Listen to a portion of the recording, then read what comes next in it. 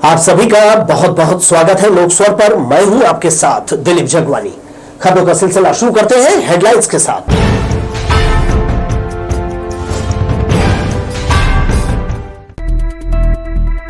CM house जा रहे पूर्व गृह मंत्री का पुलिस ने रोका रास्ता, कलेक्टर को हटाने की मांग से सियासी हलचल तेज। मंदिर में गंदा काम करते युवक को पकड़ा, पुराने विवाद में दो पक्षों पर जुर्म दर्ज। और माता की विदाई का शहर में अभूतपूर्व नजारा, झांकियों और नर्तक दलों ने मन मोहा। खबरें देख लेते हैं विस्तार से। छत्तीसगढ़ के पूर्व गृह मंत्री ननकीराम कंवर शनिवार को मुख्यमंत्री निवास के सामने धरना देने पहुंचे, लेकिन पुलिस ने उन्हें बीच रास्ते में ही रोक लिया। मामला कोरबा जिले के कलेक्टर को हटाने की मांग से जुड़ा है, जिसको लेकर अब सियासी हलचल तेज हो गई है। भाजपा के वरिष्ठ नेता और पूर्व गृह मंत्री नानकीराम कंवर ने कुछ दिन पहले राज्यपाल और मुख्यमंत्री से कोरबा जिले के कलेक्टर को तत्काल हटाने की मांग की थी। उन्होंने अपने पत्र में चेतावनी दी थी कि अगर 4 अक्टूबर तक कार्रवाई नहीं की गई तो वे मुख्यमंत्री निवास के सामने धरना देंगे। समय सीमा पूरे होने के बाद शनिवार सुबह कंवर अपने समर्थकों के साथ राजधानी पहुंचकर मुख्यमंत्री निवास की ओर रवाना हुए, लेकिन सुरक्षा में तैनात पुलिस अधिकारियों ने उन्हें आगे बढ़ने से रोक दिया। इसके बाद पुलिस ने उन्हें रायपुर एम्स के पास स्थित आदिवासी समाज भवन में बैठाए रखा है। सूत्रों के अनुसार भवन के मुख्य द्वार पर पुलिस ने ताला लगा दिया है ताकि वे बाहर ना निकल सकें। हालांकि नानकीराम कंवर बार बार गेट फांदकर बाहर निकलने की कोशिश कर रहे हैं, लेकिन पुलिसकर्मी उन्हें रोक रहे हैं। बताया जा रहा है कि पुलिस ने इस पूरे मामले में एहतियातन मुख्यमंत्री निवास के आसपास सुरक्षा बढ़ा दी है। वहीं कंवर समर्थक भी मौके पर पहुंचकर विरोध जताने की कोशिश कर रहे हैं। नानकीराम कंवर का रास्ता रोककर पुलिस ने एक बड़ा राजनीतिक विवाद टालने की कोशिश जरूर की है, लेकिन कोरबा कलेक्टर को लेकर अब सियासत और भी गर्मा गई है। भाजपा इसे प्रशासन की मनमानी बता रही है, जबकि सरकार पूरे मामले को कानून व्यवस्था से जोड़कर देख रही है। राजधानी रायपुर में फिलहाल पुलिस सतर्क है और मुख्यमंत्री निवास के आसपास सुरक्षा के कड़े इंतजाम किए गए हैं। लोकसभा के लिए भूपेंद्र राठौर की रिपोर्ट। जांजगीर चांपा जिले के कांग्रेसी विधायक बालेश्वर साहू पर धोखाधड़ी का मामला दर्ज किया गया है। ये मामला बम्मी डी सहकारी समिति में वित्तीय अनियमितताओं से जुड़ा बताया जा रहा है। बालेश्वर साहू वर्ष 2015 से 2020 तक समिति में प्रबंधक रहे थे।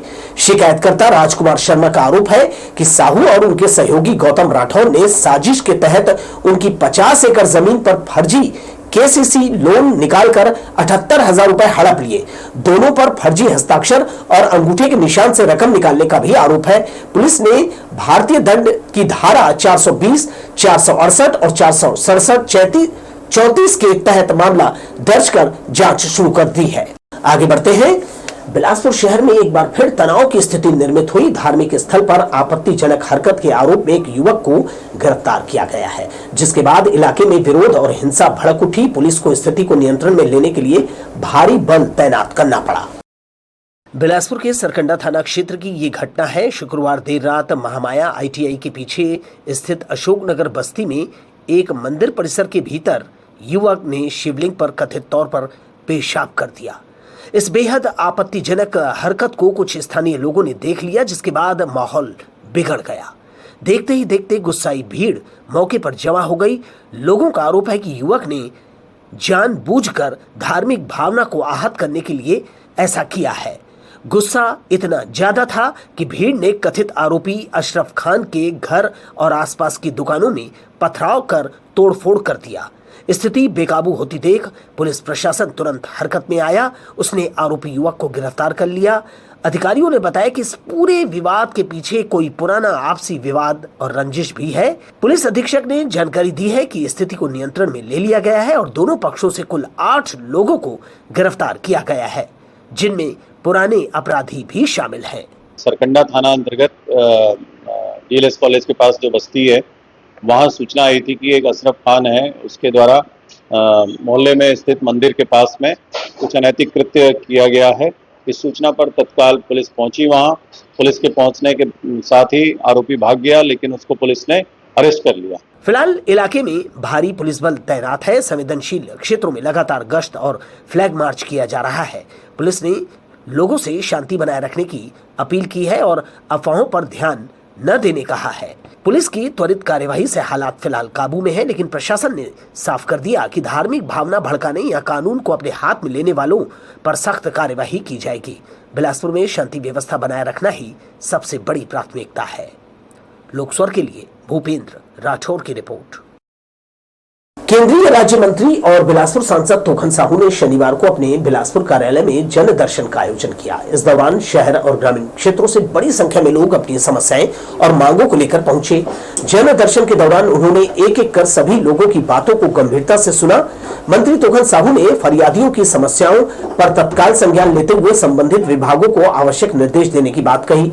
उन्होंने लोगों को भरोसा दिलाया कि उनकी मांगों का शीघ्र और उचित निराकरण कराया जाएगा। उन्होंने कहा कि जनता से संवाद और सीधा संपर्क ही समाधान का सबसे प्रभावी माध्यम है। जन दर्शन में विभिन्न सामाजिक, आर्थिक और प्रशासनिक समस्याओं को लेकर लोगों ने अपनी बातें रखी।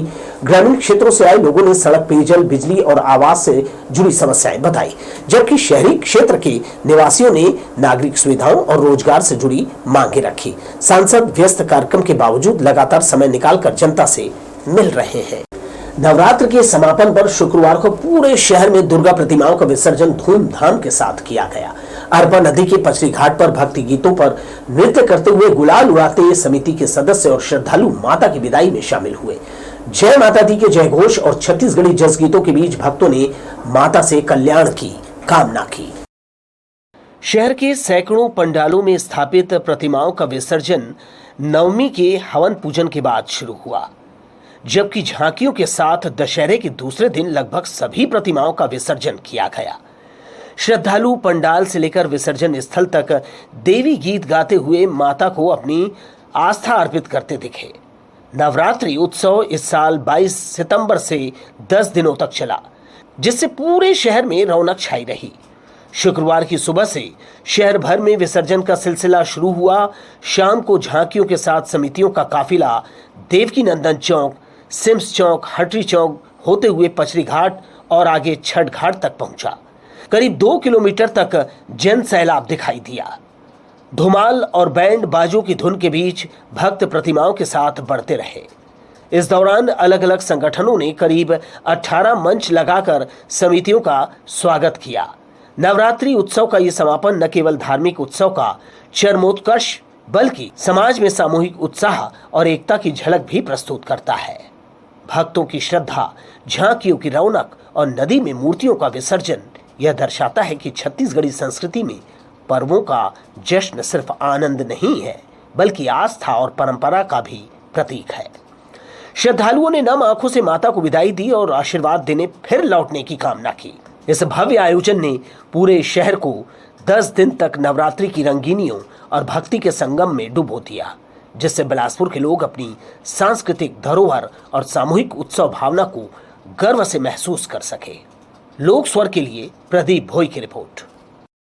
कोरबा से एक चौंकाने वाली घटना सामने आई है। सिविल लाइन थाना क्षेत्र के खनमोरा अटल आवास में नशे में धुत एक युवक ने 2 युवकों को बेल्ट से दौड़ाकर बेरहमी से पीटा। घटना 2 अक्टूबर दशहरा के दिन की बताई जा रही है। हैरानी की बात यह रही कि आसपास मौजूद लोगों ने बीच बचाव करने के बजाय इस पूरी घटना का मोबाइल से वीडियो बना लिया।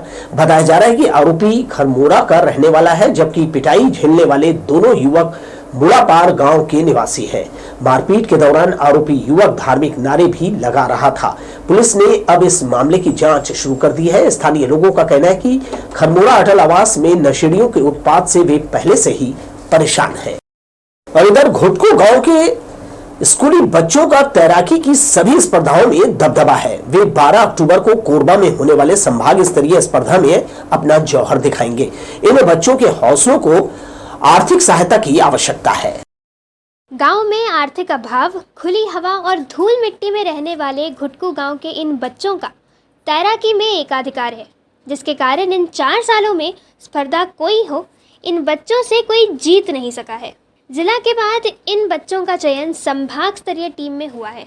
ये बच्चे खुद के खर्च पर ऑटो किराए पर लेकर संजय तरण पुष्कर में रोजाना अभ्यास करने के लिए आते हैं। इन्हें तैराकी संघ के अध्यक्ष सूरज यादव का मार्गदर्शन मिल रहा है। तैराकी की स्पर्धा, बैकस्ट्रोक, बटरफ्लाई, वाटर पोलो में इन प्रतिभाशाली लेकिन आर्थिक रूप से कमज़ोर बच्चों का दबदबा है। वे स्विमिंग पूल में पलक झपकते ही चपलता के साथ पानी का सीना चीरते हुए लक्ष्य तक कब पहुंच जाते हैं, इसका पता ही नहीं चलता। लोकस्वर के लिए कैमरामैन जयेंद्र गोले के साथ किशोर श्रीवास्तव की रिपोर्ट। सांसद खेल महोत्सव में भाग लेने 1 लाख से ज्यादा लोगों ने अपना पंजीयन कराया है। इससे खेल कूद के प्रति उनमें उत्साह को दर्शाता है। प्रशासनिक अधिकारियों के साथ प्रतियोगिता की विस्तृत कार्य योजना पर चर्चा कर रहे केंद्रीय राज्य मंत्री और सांसद तोखन साहू ने यह महत्वपूर्ण जानकारी दी।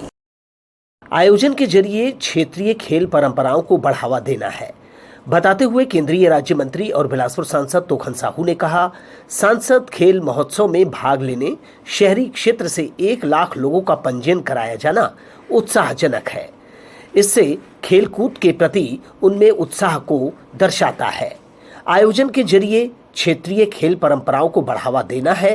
प्रशासनिक अधिकारियों के साथ प्रतियोगिता की विस्तृत कार्य योजना पर उन्होंने मंथन सभा कक्ष में चर्चा की। देखिए, सांसद खेल महोत्सव हम करा रहे हैं। माननीय प्रधानमंत्री जी, सभी सांसदों के लिए माननीय प्रधानमंत्री जी ने कहा कि सांसद खेल उत्सव होना चाहिए। इसमें सब लोग पार्टिसिपेट करें, न केवल स्कूली बच्चे बल्कि आम नागरिकों की इसमें भागीदारी होना चाहिए। इसमें दिव्यांग भी भाग ले सकते हैं। तो इसके लिए बड़ा अच्छा रुचि दिखाया हमारे बिलासपुर संसदीय क्षेत्र के लोगों ने। 1 लाख से भी ज़्यादा लोगों ने पंजीयन कराए हैं। अब उस खेल को पहले हम लोग ग्राम स्तर पर करेंगे, फिर ब्लॉक स्तर पर, फिर संसदीय क्षेत्र स्तर पर। इसी की तैयारी के लिए हम अपने जिला के कलेक्टर और सभी जिम्मेदार अधिकारियों के साथ आज हम लोग बैठे थे। खेल प्रतियोगिताएं 3 स्तरों में विकासखंड, विधानसभा और लोकसभा स्तर पर आयोजित की जाएगी। इसका आयोजन 21 सितंबर से 25 दिसंबर के बीच किया जाएगा। सांसद खेल महोत्सव युवाओं को खेलों में अपनी प्रतिभा दिखाने का अवसर देगा। इसमें वे पारंपरिक खेल रस्सी कूद, पिट्ठुल, गेड़ी दौड़ और फुटबॉल, वॉलीबॉल, रस्साकशी, कबड्डी जैसे परंपरागत खेलों का हिस्सा बन सकेंगे। यह फिट भारत अभियान का एक रोचक हिस्सा होगा। कैमरामैन सतीश साहू के साथ दिलीप जगवानी, लोकस्वर, बिलासपुर। बिलासपुर में एक और सड़क हादसे ने एक परिवार की खुशियां छीन ली। जानकारी के अनुसार सरकंडा थाना इमली भाटा के 48 वर्षीय निवासी जितेंद्र राव वाघमारे की सड़क दुर्घटना में गंभीर रूप से जो है वो आहत हो गए थे। हादसे के बाद स्थानीय लोगों ने जल्दी ही उन्हें अस्पताल पहुंचाया, जहां डॉक्टरों ने जांच के बाद मृत घोषित किया। पुलिस ने मामला दर्ज कर आगे की कार्यवाही शुरू कर दी है। बताया जा रहा है कि हादसे का कारण तेज रफ्तार वाहन हो सकता है। बेलतरा विधानसभा के ग्राम खैरा की महिलाओं ने शराब बेचने वालों को पकड़कर पुलिस के हवाले कर दिया।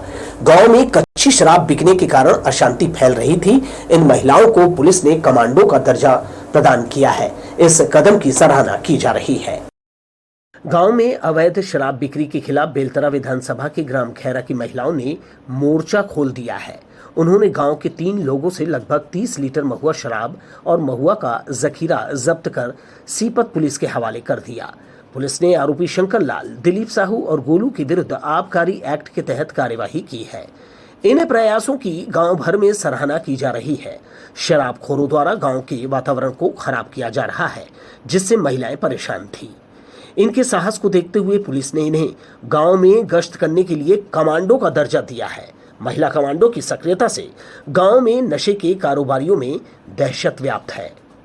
लोकस्वर के लिए कैमरामैन जयेंद्र गोले के साथ किशोर श्रीवास्तव की रिपोर्ट।